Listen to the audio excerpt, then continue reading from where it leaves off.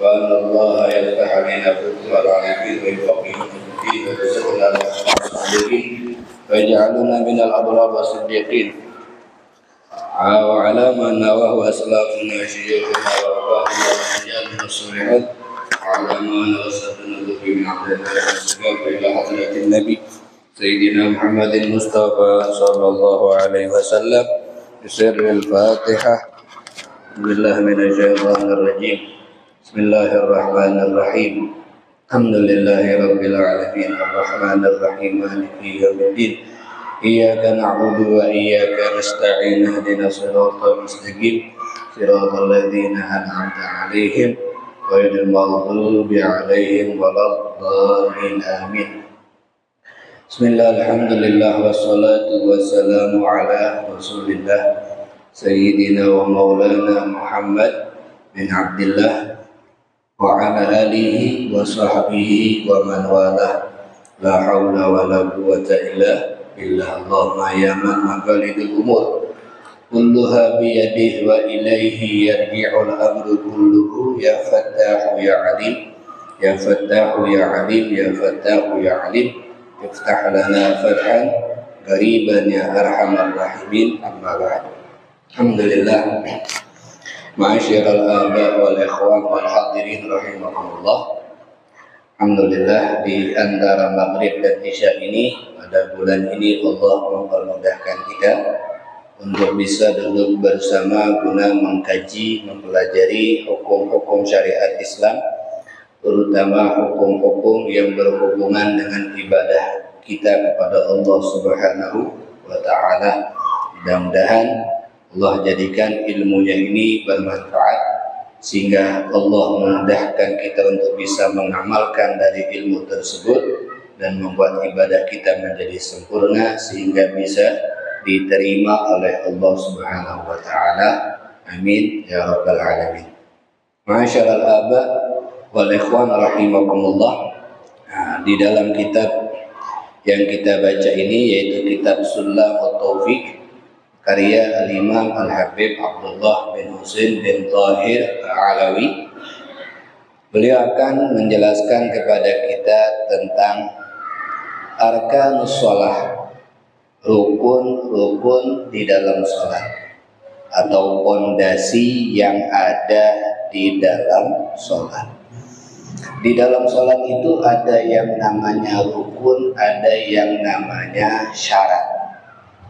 Kalau rukun itu hal yang wajib untuk kita lakukan ketika kita sudah masuk di dalam sholat. Kalau syarat, hal yang harus kita lakukan dimulai dari sebelum kita masuk sholat sampai kita masuk sholat. Kalau syarat seperti suci dari hadas, kita harus suci dari hadas sebelum kita takbir dan niat. Ketika sudah takbir dan niat pun kita masih harus suci dari hadas. Begitu juga menghadap kiblat. Dari sebelum takbir dan niat kita sudah menghadap kiblat sampai ketika kita sudah niat dan takbir tetap menghadap kiblat sampai salam. Itu syarat. Tapi kalau rukun, hal-hal yang harus dilakukan atau dibaca saat kita masuk di dalam sholatnya kita. Semuanya ini rukun sholat yang jumlahnya ada 17 diambil oleh para ulama hasil ijtihad mereka, terkhusus Imam Syafi'i daripada Nabi Muhammad sallallahu alaihi wasallam. Rukun salat, pondasi di dalam salat itu ada 17. Al-awwalu yang pertama daripada 17 rukun salat ini an-niyatu bil qalbi. Niat di dalam hati.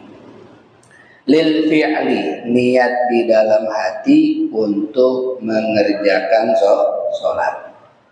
Niat itu letaknya di dalam hati. Melafadzkan niat itu hukumnya sunnah. Yang dianggap dan yang diambil di dalam niat sholat kita apa yang kita niatkan di dalam hati. Sehingga kata ulama, jikalau lafadznya menyebutkan sholat asar dan hatinya memasang niat sholat maghrib, dan dia saat itu sedang melakukan sholat maghrib, maka sholatnya dikatakan sah.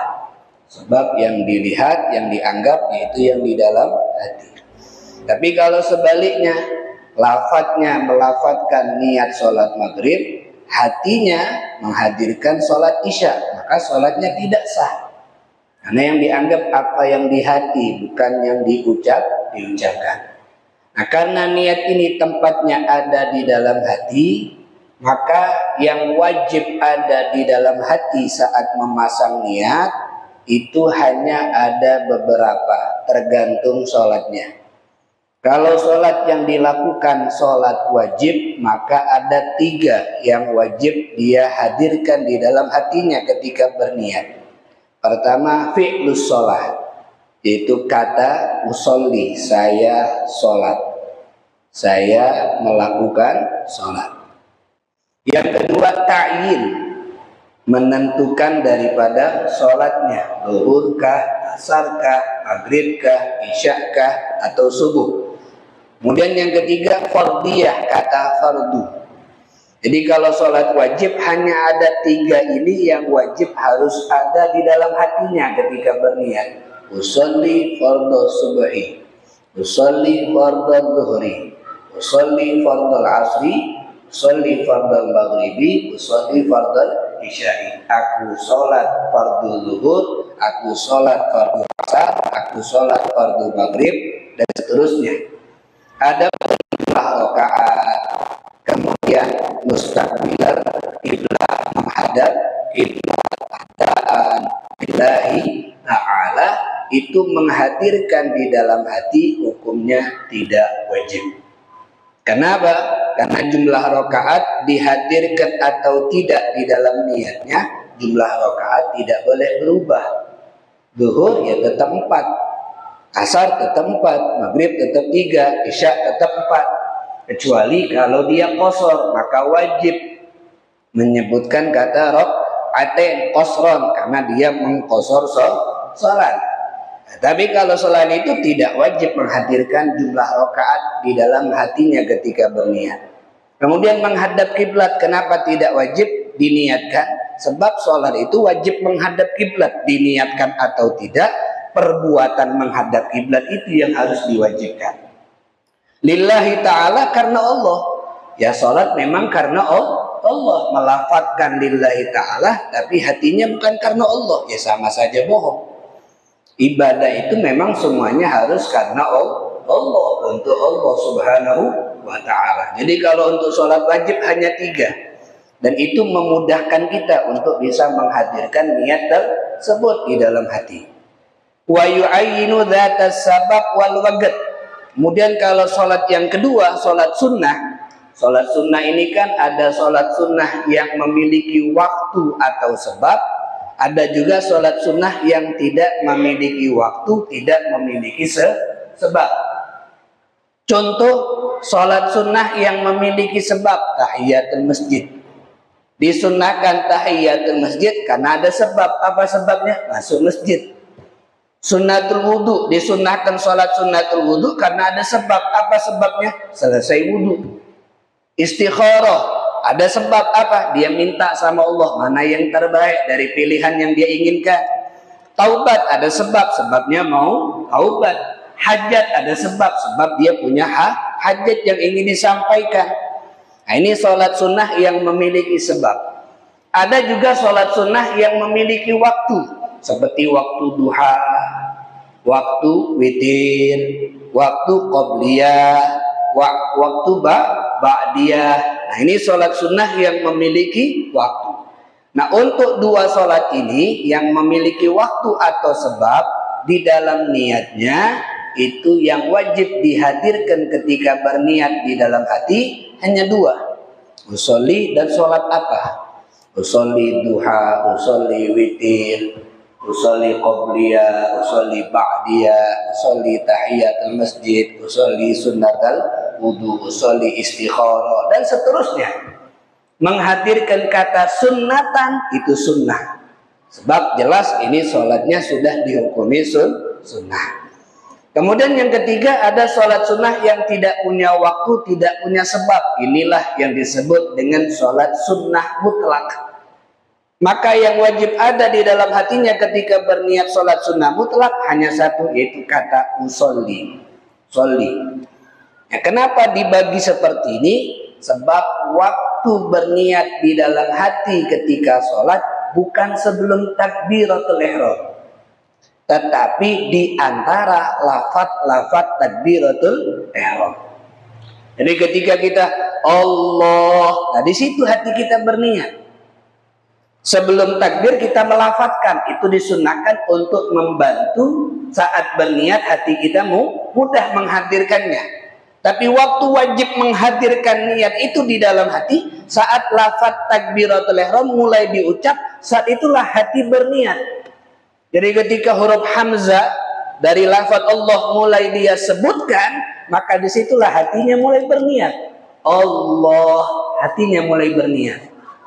Karena lafaz takbir ini tidak boleh terlalu panjang membacanya, maka dimudahkan. Hanya 3 yang wajib ada di dalam hatinya ketika sholat wajib, supaya tidak terlalu lama dan tidak menyusahkan untuk menghadirkan niat tersebut di dalam hati, supaya juga tidak membuat dia jadi was-was ketika menghadirkan niat tersebut.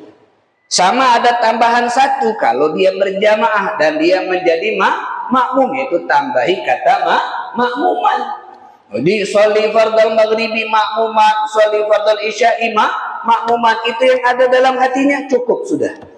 Walaupun tidak menyebutkan salah rakaat mustaqbilah qiblah adaan lillahi ta'ala, tidak jadi masalah. Karena itu yang wajib ada di dalam hati di antara lafaz Allah dan lafaz akbar. Jadi bukan sebelum takbir, tapi di antara takbiratul ihram, itulah waktu dia berniat di dalam hatinya. Wa yaqulu bihaitsu yasma' nafsahu ka kulli ruknin, dan setelah itu ketika mengucapkan lafaz takbiratul ihram, maka dia harus mengucapkan sekiranya dia mendengar lafaz tersebut. Itu lafaz Allahu Akbar. Dan takbiratul ihram adalah rukun yang kedua daripada rukun sholat. Takbiratul ihram harus dengan lafaz Allah, tidak boleh dengan lafaz yang lain. Harus dengan lafaz akbar, tidak boleh dengan lafaz yang lain. Dan tidak boleh huruf hamzah dari lafaz Allah itu yang dipanjangkan. Fatal salahnya kalau dibaca hamzahnya panjang. Allahu, ini salah. Kalau sengaja bisa murtad. Karena huruf hamzah ketika dibaca pendek, Allah itu jelas artinya Allah. Tapi kalau huruf hamzahnya dipanjangkan, Allahu, itu artinya berubah menjadi pertanyaan, apakah Allah Maha Besar? Jikalau dia sengaja tahu artinya begitu dan sengaja dia mengucapkannya, berarti dia sengaja meragukan kebesaran Allah, berarti membuat dia murtad. Tapi kalau tidak sengaja, tidak murtad, tapi bacaannya tidak benar, harus dia ulang lagi bacaan takbiratul ihramnya. Kemudian huruf ba dalam lafaz akbar itu juga jangan dipanjangkan. Akbar pendek, bukan akbar. Kalau dibaca Allahu Akbar, itu artinya beda. Akbar Maha Besar, akbar nama gendang, pukulan, sehingga dia menyamakan Allah itu seperti pukulan. Ya, berarti Allah itu berbentuk sengaja mengucapkan itu, tahu akan maknanya, keluar dari Islam. Tapi kalau tidak sengaja, tidak keluar dari Islam, tapi bacaannya tidak benar, harus dia baca lagi dengan benar. Jadi harus dibaca sesuai dengan tuntunan, bukan dibaca sesuai keinginan kita. Yang boleh dipanjangkan adalah huruf lam dalam lafaz Allah. Allah, nah itu boleh dipanjangkan. Boleh memanjangnya juga, tidak melebihi 7 harokat. Ya, 14 ketukan. 7 harokat atau 14 ketukan. Tidak boleh lebih dari situ. Allah.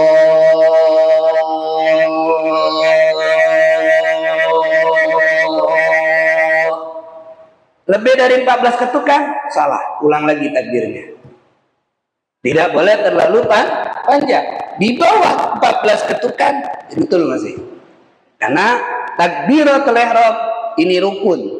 Kita membaca takbir di dalam sholat banyak, tapi di antara semua takbir yang dibaca, takbir yang pertama itu hukumnya wajib, bahkan disebut dengan takbiratul ihram.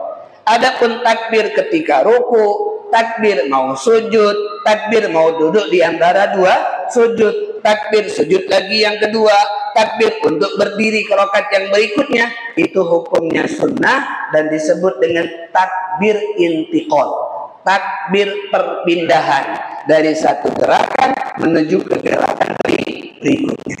Tapi takbir yang pertama itu wajib. Kenapa disebut dengan ihram? Karena dengan kita membaca Allahu Akbar, semua yang halal jadi haram. Makan jadi haram, minum jadi haram, berbicara jadi haram, bergerak banyak jadi haram. Karena itu bisa membatalkan sholat, maka disebut dengan takbiratul ihram. Kemudian dalam lafaz Allah juga jangan dipanjangkan. Allahu Akbar, bukan Allahu Akbar.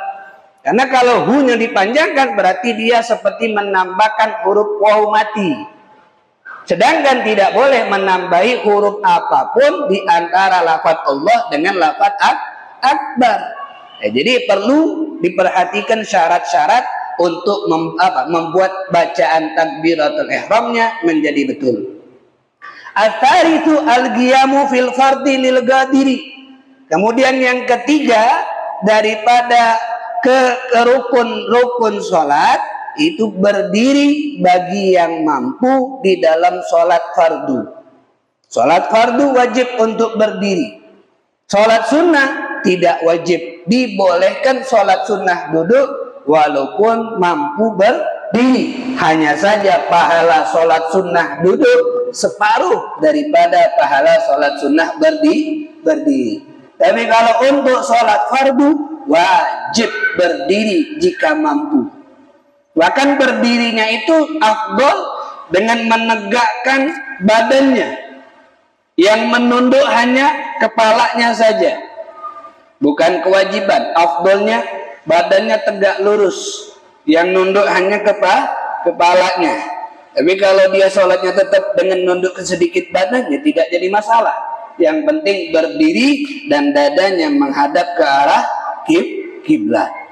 Warabi'u, dan yang keempat qiraatul Fatihah, membaca surat Al-Fatihah bil basmalah, termasuk juga membaca basmalah. Tadi sore di pengajian ibu-ibu dan akhwat dalam kitab Haulu Tafsir Surat Al-Fatihah karya Syekh Abdullah Sirajuddin Al-Husaini tadi saya bahas. Di situ apakah basmalah itu ayat tersendiri? Maksudnya ayat tersendiri itu apakah sama seperti Qul huwallahu ahad, Allahus samad, ayat yang tersendiri dalam satu surat, atau Fatihah itu ayat untuk setiap surat? Terjadi perbedaan pendapat. Intinya ada yang berpendapat basmalah itu ayat untuk surat Fatihah secara khusus. Ayat untuk surat Fatihah secara khusus. Dalilnya yaitu daripada ketika Rasulullah SAW ditanya tentang suratul Fatihah, maka Rasulullah membaca Fatihah jumlahnya 7 ayat dan basmalah termasuk salah satu ayat dari 7 ayat tersebut. Berarti Nabi mengatakan basmalah ayat khusus daripada surat Al-Fatihah. Kemudian basmalah juga termasuk ayat dari setiap surat secara umum. Makanya setiap Al-Quran di awal surat itu ada kalimat Bismillahirrahmanirrahim, kecuali surat Baro'ah tidak ada basmalahnya. Nah, ini menjelaskan kata ulama basmalah itu ayat untuk setiap surat. Dalilnya ketika Rasulullah Shallallahu Alaihi Wasallam beberapa kali menyampaikan wahyu yang didatangkan oleh malaikat Jibril, itu diawali dengan Bismillah. Dan Nabi Muhammad, kata Abdullah bin Abbas, Nabi itu mengetahui ini surat sudah selesai ayatnya atau belum dengan adanya ayat berikutnya yang diturunkan oleh malaikat Jibril dan diawali dengan basmalah. Jadi kalau malaikat Jibril turun menyampaikan wahyu dan dibacakan basmalah di awalnya, berarti ayat sebelumnya, surat sebelumnya sudah selesai ayatnya, karena dengan basmalah masuk surat baru. Jadi basmalah itu sebagai pemberitahuan kepada Nabi akan selesainya surat ini dan masuknya surat baru. Makanya ketika salah satu contohnya ketika Nabi diturunkan surat Al-Kautsar, Nabi sempat terdiam, kemudian Nabi tersenyum. Kemudian Nabi ditanya oleh sahabat, kenapa kau tersenyum wahai Rasulullah?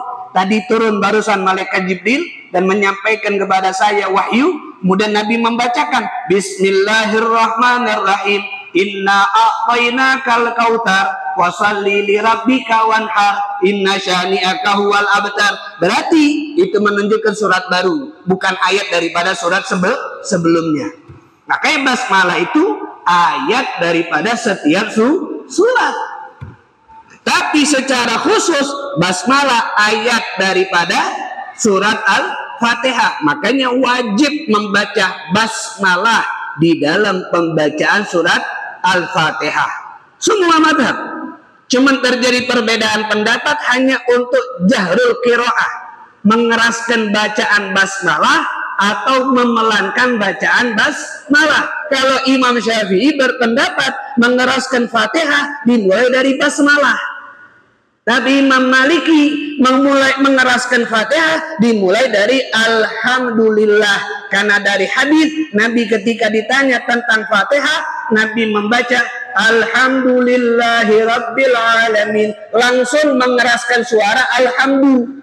Bukan berarti Nabi tidak baca basmalah. Nabi membaca basmalahnya pelan, tetapi Alhamdulillahnya dikeraskan. Jadi yang mengatakan tidak baca basmalah, tidak semuanya baca basmalah, hanya pelan. Ada yang mengatakan sunnah mengeraskan. Makanya orang yang paham syariat itu tidak bakal ngomong sesat-sesat. Ini kan yang banyak ngomong, sesat budak tuh, karena dia tidak tahu. Makanya kadang-kadang yang membuat orang tuh jadi bingung ketika orang yang tidak paham berbicara tentang hukum agama. Itulah Nabi pernah ngomong, kalau sudah meninggal ulama, maka orang-orang akan menjadikan orang bodoh sebagai tempat mereka meminta fatwa. Akhirnya fatwa mereka sesat menyesatkan. Tapi kalau selama masih ada orang paham agama, jangan kita jauhi. Karena itulah yang bisa membuat kita jadi bijak, jadi paham bagaimana menilai seseorang, apakah itu orang betul atau orang salah. Karena tolak ukur menilai orang bukan dari personalnya, tapi dari syariat. Kalau menilai seseorang dari personal, terkadang ada orang, mohon maaf, lainnya gaib keman, ada lainnya belaga, gaib leman, tapi masya Allah hatinya, akhlaknya, ibadahnya. Ada gaib belaga, baju bersih, tapi hatinya busuk. Tidak bisa kita nilai dari personal. Yang bisa kita menilai seseorang itu dari akhlak, dari syariat. Melalui hukum syariat atau tidak, bertentangan dengan agama atau tidak. Itu salah. Kenapa? Perbuatannya nyeleweng. Benar, perbuatannya sesuai dengan ajaran Nabi. Nah, dari sini kita jadi tahu keadaan sekarang nih, banyak wong yang ini. Lihat deh, benar sesuai syariat atau tidak itu? Sesuai hukum Al-Quran atau tidak? Sesuai hukum Nabi Muhammad tidak? Sama, sudah peloi. Apalagi yang ngomong bahasa Suryani, sudahlah. Tidak ada bahasa semut dipercaya. Mana baca Nabi Sulaiman yang pacak ngomong sama hewan, tidak baca ngomong bahasa semut. Nah, ini makanya kita bisa tahu wong ini benar tidak. Bukan lihat keanehannya, tapi lihat hukum syariat. Kalau nyinggok wong aneh, nyinggok wong gila, kayak sudah. Tak perlu lihat wong yang macam-macam. Nah, ini kadang-kadang lucu sebenarnya, hiburan buat itu. Ini kita baca tahu Mas Hashidi. Nah, ahli semut makanlah Mas Hashidi. Masya Allah. Lucu dunia nih. Nak yang baca ya. Jadi Fatihah, basmalah termasuk ayat dari surat Al-Fatihah.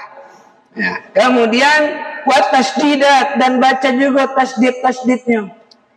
Ada 14 tasdid dalam suratul Fatihah. Ada penekanan. Bismillahirrahmanirrahim. Seterusnya sampai akhir yang ada tasdid ditekan. Kemudian yang berikutnya lagi wa muwalatiha, dan baca Fatihah terus menerus, tidak boleh berhenti di antara ayat-ayatnya, tidak boleh dipisah. Bismillahirrahmanirrahim. Alhamdulillahirabbil alamin. Diamnya bukan ngambil nafas, diam tanpa sebab. Kalau niat yang memutus bacaan, sebentar sudah putus bacaannya, ulang lagi dari awal. Tidak boleh berhenti kecuali untuk mengambil nafas. Kalau disela-selai dengan zikir juga tidak boleh. Bismillahirrahmanirrahim. Subhanallah. Alhamdulillahirabbil alamin. Alhamdulillah. Ar-Rahmanir-Rahim. La ilaha illallah. Maliki yaumiddin. Allahu akbar. Iyyaka na'budu wa iyyaka nasta'in. Masya Allah. Ihdinas siratal mustaqim. La haula wala quwata illa billah. Bisa, tidak sah. Karena tidak berkesinambungan, tidak terus menerus daripada ayat-ayat suratul Fatihah. Dan yang berikutnya tartibiha, tertib sesuai urutan ayat, jangan dibolak-balik.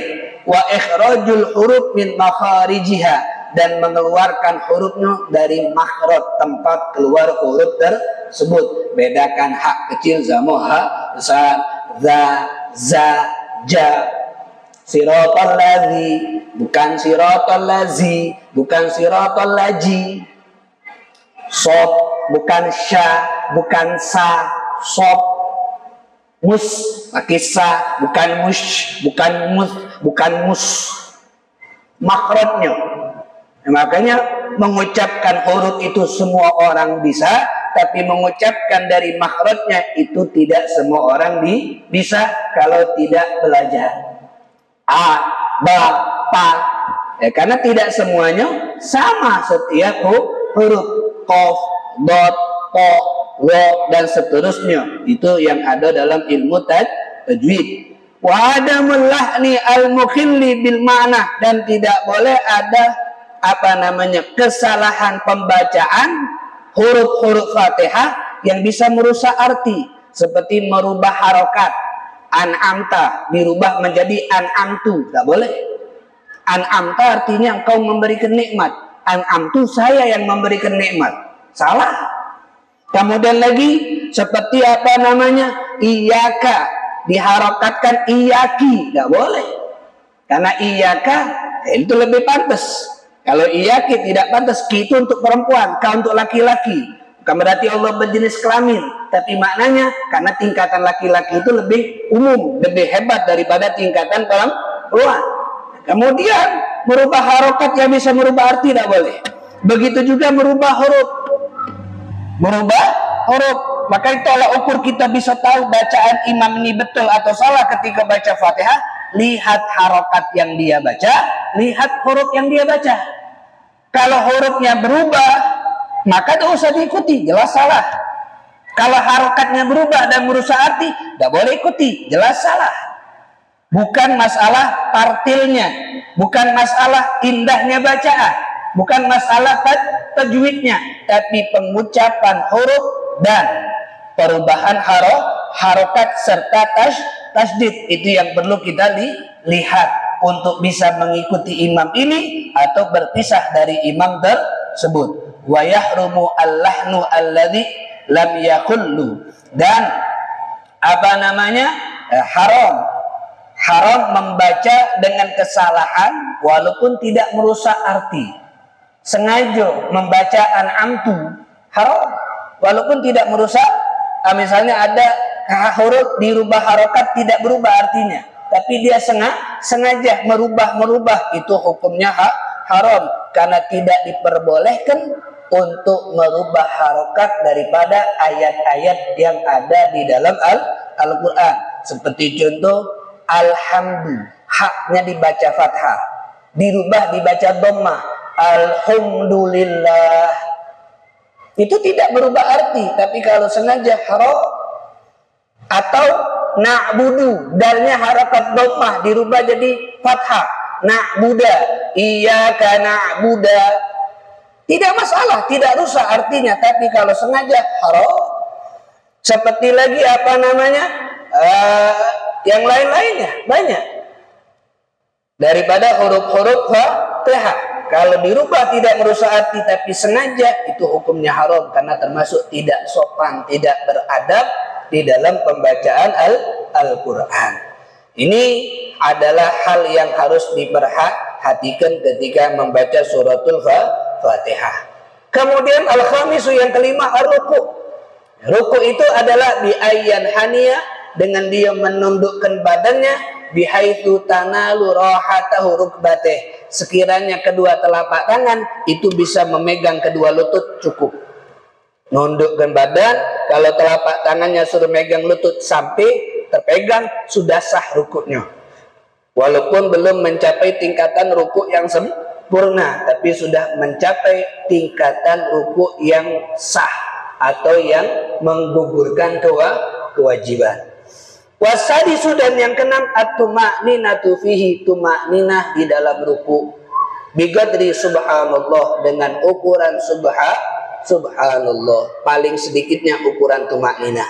As-sabi'u al-i'tidal, kemudian yang ketujuh i'tidal, bi ayyan tasibaga iman, dengan sekiranya berdiri tegak lurus, karena i'tidal itu kembali ke tempat sebelum ruku.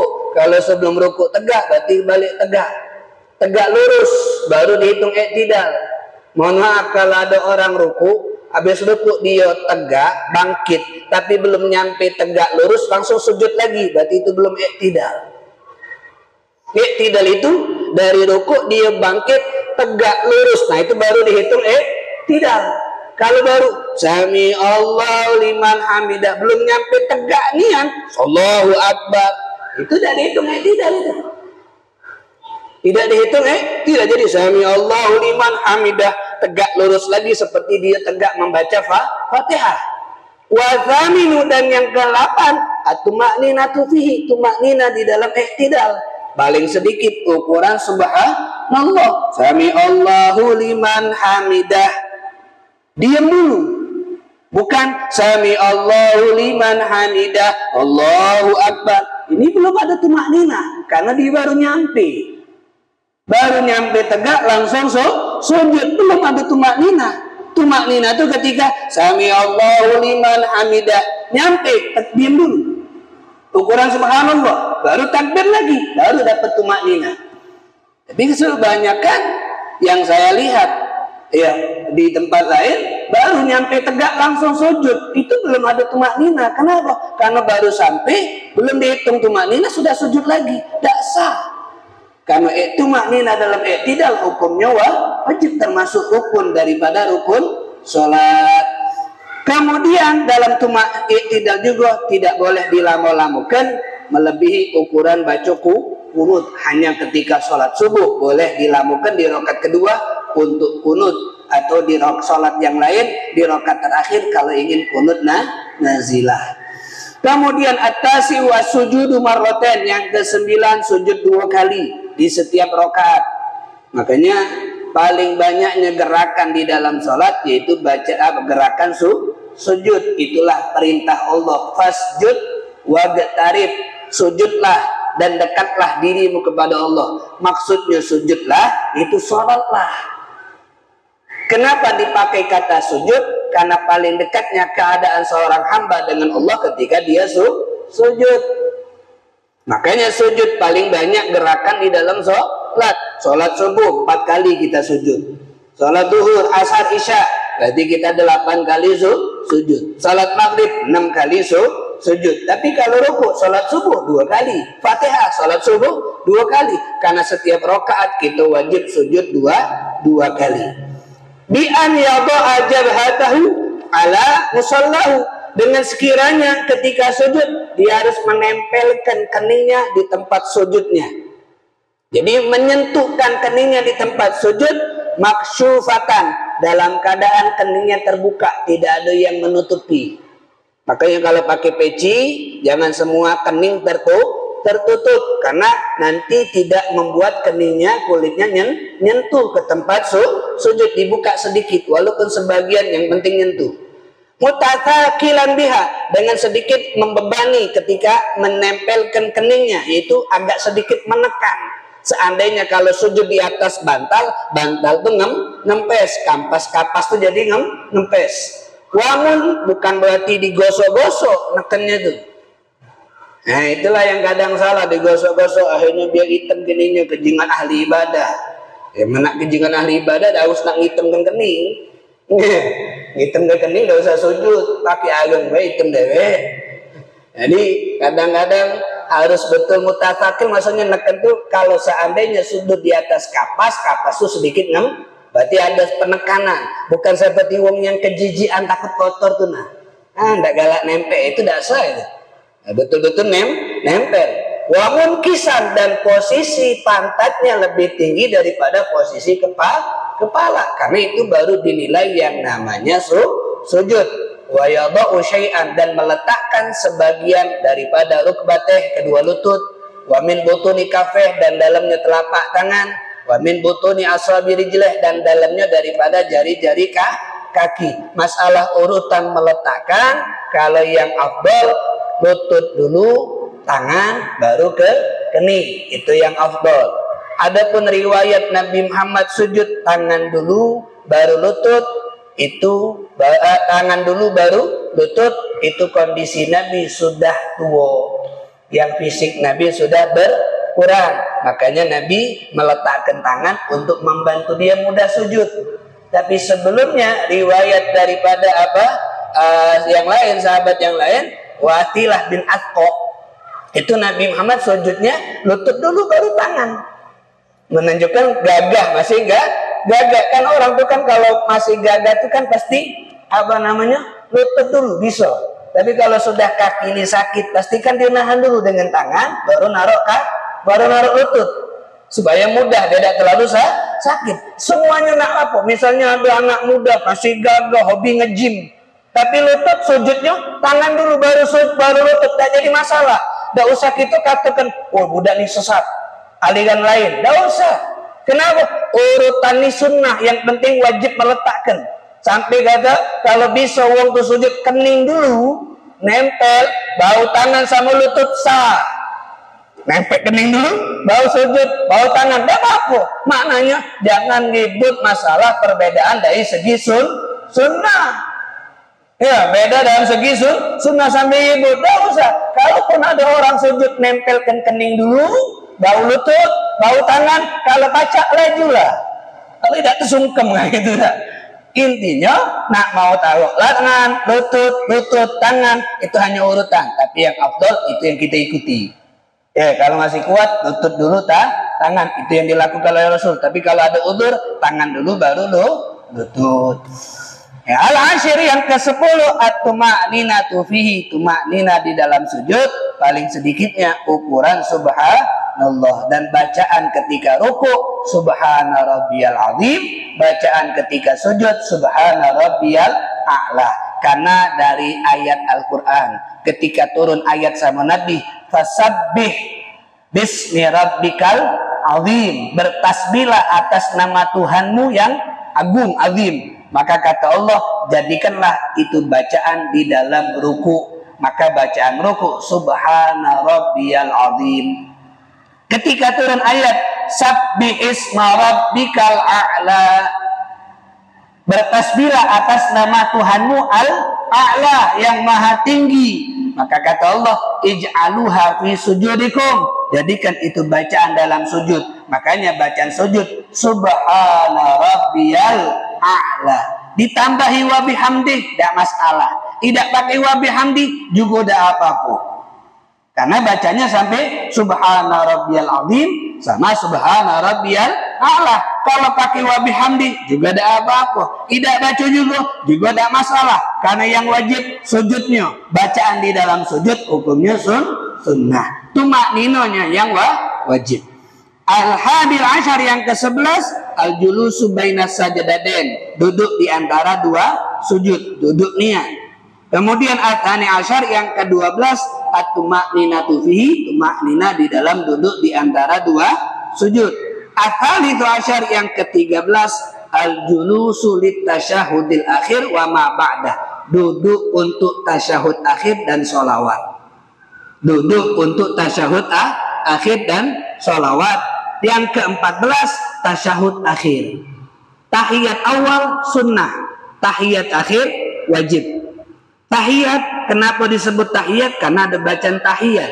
Disebut tasyahud karena ada syahadat, semuanya betul. Yang baca tahiyat akhir boleh, yang baca tasyahud akhir boleh. Bacaannya at-tahiyatul mubarakatus shalawatut thayyibatu lillah, assalamu alaika ayyuhan nabiyyu wa rahmatullahi wa barakatuh, assalamu alaina wa ala ibadillah as-salihin, asyhadu an la ilaha illallah wa asyhadu anna muhammadan rasulullah. Sampai situ bacaan tahiyat. Yang berikutnya yang ke-15 sholawat kepada Nabi Muhammad setelah tahiyat. Makanya paling sedikit bacaan sholawat kepada Nabi di dalam sholat, Allahumma salli ala Muhammad wa ala ali Muhammad sunnah. Wa ala ali Muhammad sunnah. Wajibnya sampai Allahumma salli ala Muhammad. Makanya kalau ada orang sholat, at-tahiyatul mubarakatuh shalawatut thayyibatu lillah, assalamu alaika ayyuhan nabiyyu wa rahmatullahi wa barakatuh, assalamu alaina wa ala ibadillahi sholihin, asyhadu an la ilaha illallah wa asyhadu anna muhammadan rasulullah, Allahumma salli ala Muhammad, assalamu alaikum wa rahmatullah. Tak masalah, sah. Kenapa? Karena dia sudah membaca yang wajib. Sebab bacaan sedikit dari bacaan sholawat sampai ala Muhammad wa ala ali Muhammad kama shallaita ala Ibrahim wa ala ali Ibrahim wa barik ala Muhammad wa ala ali Muhammad kama barakta ala Ibrahim wa ala ali Ibrahim innaka Hamidum Majid. Itu sunnah. Itu sunnah. Maknanya bukan berarti sunnah itu harus kita tinggalkan, tidak, supaya kita tahu mana yang wajib, mana yang sunnah, supaya kalau ada orang melakukan yang wajib saja kita tidak menyalahkan, karena meninggalkan sunnah itu pilihan masing-masing. Tapi kalau meninggalkan wajib perlu kita tegakkan amar ma'ruf nahi munkar. Tapi kalau meninggalkan sunnah pilihan, sebab sunnah itu pilihan. Sunnah itu pilihan, mau dapat derajat tinggi atau tidak. Tapi kalau wajib tuntutan, keharusan, tidak boleh untuk ditinggalkan. Kemudian yang ke-16 assalam, mengucapkan salam. Salam yang pertama itu yang wajib, salam yang kedua itu sunnah. Paling sedikitnya wajib bacaan salam sampai alaikum warahmatullah sunnah. Assalamualaikum, selesai. Walaupun tidak baca warahmatullah, salam yang kedua juga tidak dibaca, tidak masalah, karena ketika assalamualaikum dia sudah selesai daripada sholat. Yang terakhir at-tartibu, yang ke-17 daripada rukun sholat, tartib urutan. Makanya fa in ta'ammada tarkahu, kalau sengaja meninggalkan tertib seperti sujud sebelum ruku, batal sholatnya. Tahiyat sebelum sujud yang kedua batal sholatnya.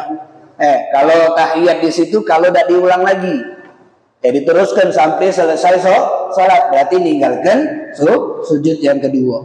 Wa insaha, tapi kalau lupa, bukan disengaja, lupa, pikir sudah ruku, akhirnya sujud, pas sujud baru ingat kalau tadi belum ruku, gimana? Apakah batal? Tidak. Terus gimana? Fal ya'ud ilaih, kembali lagi untuk melakukan yang dia tinggalkan tadi. Oh, dia ninggalkan ruku karena lupa. Tegak dulu, jangan langsung ruku. Tegak dulu, baru ruku, tidak, baru sujudlah lagi. Illa ayyakuna fi mithlih aw ba'dah, kecuali kalau dia ingatnya ketika sudah melakukan yang dia lupa di rakaat setelahnya. Rakaat kedua lupa ruku, pas sujud belum ingat, tegak rakaat ketiga, pas rakaat ketiga ketika ruku baru ingat, aku nih rakaat kedua belum ruku. Ingatnya sudah di rakaat yang ketiga ruku juga. Maka gimana? Kembali lagi dak ruku. Apa gawe? Dia sudah ruku sekarang. Tidak usah kembali.